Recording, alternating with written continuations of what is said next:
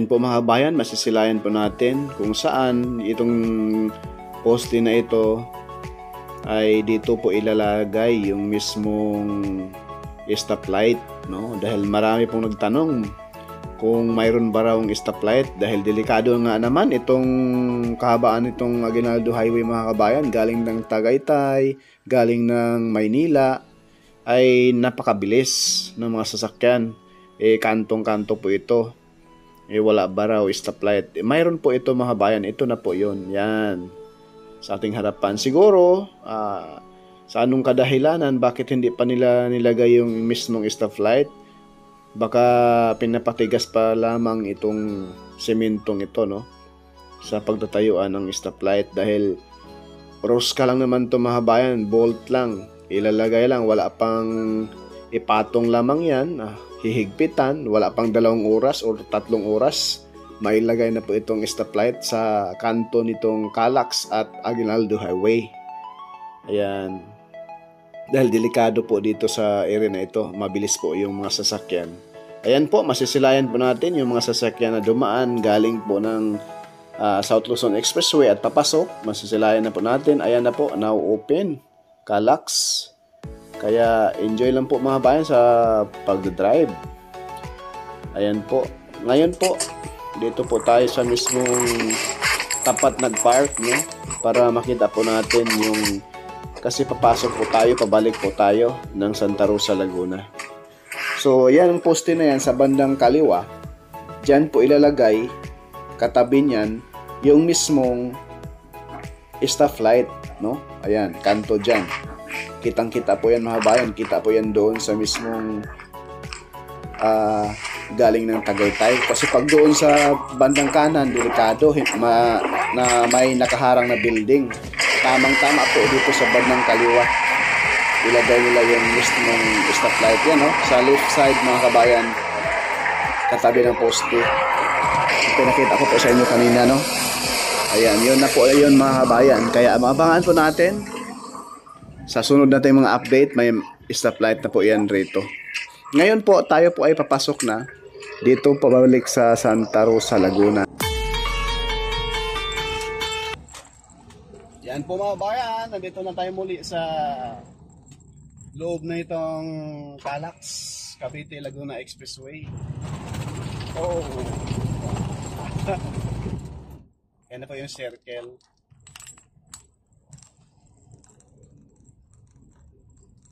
Malaking tulong po ito mga kabayan, itong subsection 4 na ito. Luluwag po ang Tagaytay Santa Rosa Road at itong mismong toll gate, ayan po. Yung mismong mga bayan, Barangay Kaong, Carmona Road, luluwag na po yan dahil dito sa subsection 4 na ito ng Calax. Malaking tulong po ito, sobra, sa trapiko ng Tagaytay Santa Rosa Road mga kabayan. Kadalasan kasi mga taga Maynila dito na po dadaan sa South Luzon Expressway, galing Alabang, galing San Pedro, Paseta. Yan, dito po yan sila kapag mamasyal ng Tagaytay. Hindi na sila dadaan sa Tagaytay Santa Rosa Road. Diretso na po dito mga bayan sa South Luzon Expressway at Calax. Kapag galing po kayong Maynila mga kabayan, papasok kayo ng Calax, exit lang po kayo ng Mamplasan Greenfield.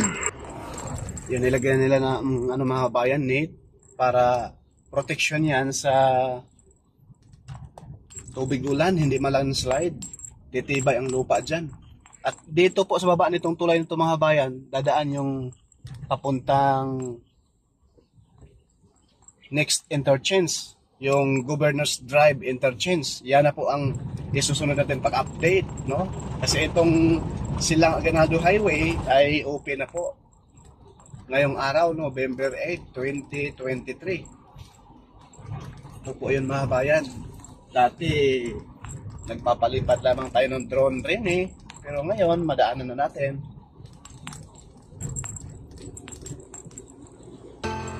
Ganda na.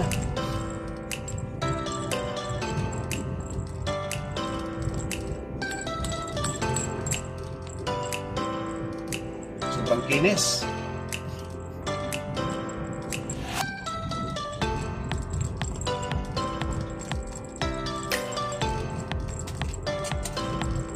Ito yung tulay sa taas. Inaayos pa yung bandang gilid mga kabayan. Pinapakinis na lang gusto.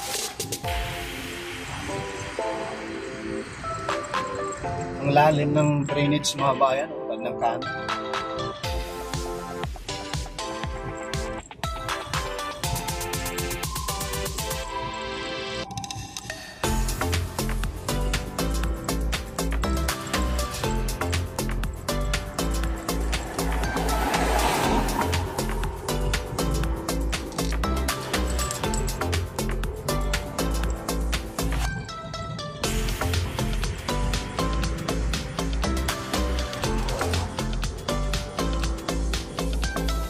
Po ang barangay Saputan, itong flyover na ito mga kabayan.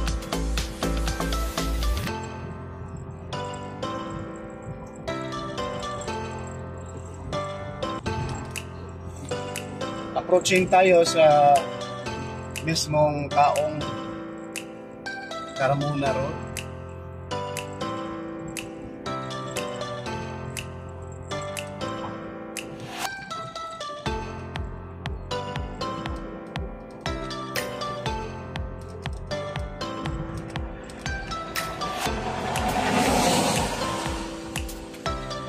Maulan na umaga, Wednesday,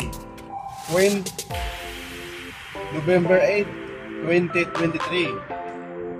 Live na live tayo. Paki-like naman mga kabayan, subscribe na rin sa ating YouTube channel.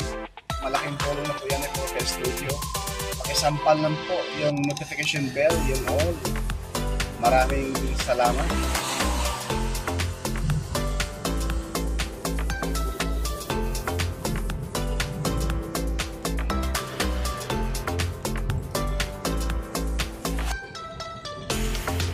Yan. Yung tulay na yan na po yung Kaong, Barangay Kaong Carmona Road, yung ilalim. Yan, dito po tayo nag-update dati rin po.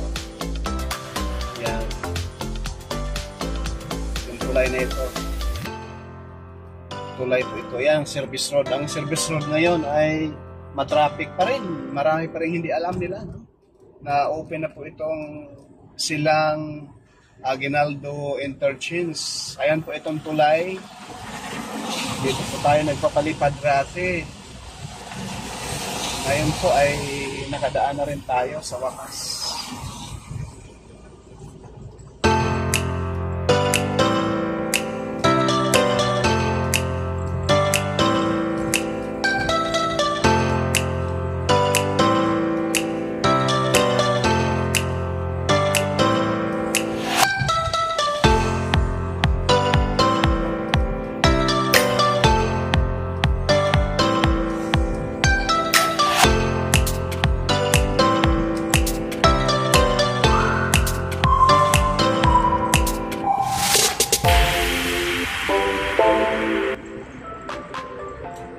Approaching tayo dito sa Ranchuhan ng Kabayo muli. Ay, ay, ay! Yuhuu! Yan o.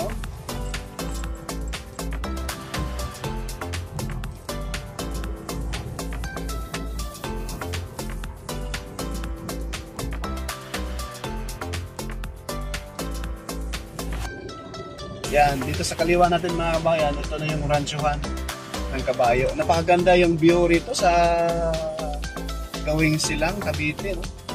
Walang bundok, pero yung mga lugar nila mga kabayan, hindi siya patag. Yan, dito po kayo mag-exit pag palabas kayo ng Barangay Tibig, din paakyat kayo ng Tagaytay, mayroon din dyan. May bilihan dyan sa Munting Kahoy mga kabayan. Puting kahoy ba yan? Munting kahoy. Yung mismong bilihan ng maraming bulaklak. Ngayon dito tayo mag-exit. Then papasok tayo ulit doon sa entrance kabila. No? Ayan. Sa kabila mayroon din pong entrance doon. Ito yung exit mismo.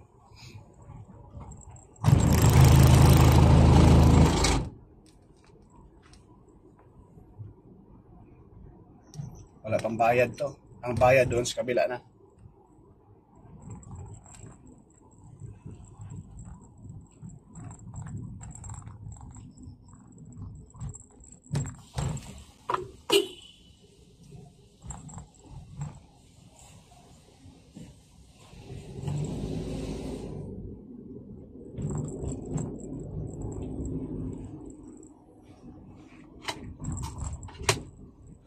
Yan. Kaong, Barangay Tibig. Ayan, ito, papuntang Tagaytay din po ito mga kabayan. Ito na yung service road, papunta doon sa Nubali, mayroon din dyan. Yan ang proper ng Barangay Tibig dyan sa kanan. So ngayon, ito tayo, pasok tayo ulit dito sa entrance. Itong entrance naman ito, papasok doon sa papuntang South Luzon Expressway, papuntang Santa Rosa, Laguna. Dito po. Yan. Tapatan lang po itong exit at entrance mga kabayan.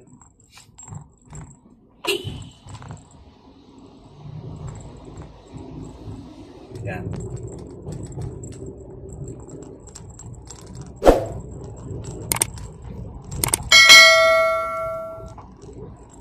Ayan po. Dito lang muna yung ating update dito po sa Silang, Aguinaldo Interchange mga kabayan. Nawa po ay may natutunan kayo, may nalaman kayo na mayroon pong bagong subsection 4 dito sa Calax na bukas na po ngayong araw, November 8, 2023. Kung kayo po ay lumuwas po ng Tagaytay at kapag kayo ay galing ng Tagaytay, paluwas ng Maynila, paluwas ng Batangas, dito na po kayo sa Silang Aguinaldo Interchange. Open na po simula ngayong araw. Kaya hanggang dito na lamang po si Porca Studio. Hindi sikat pero nag-aabot ng balitang tapat. Bye-bye!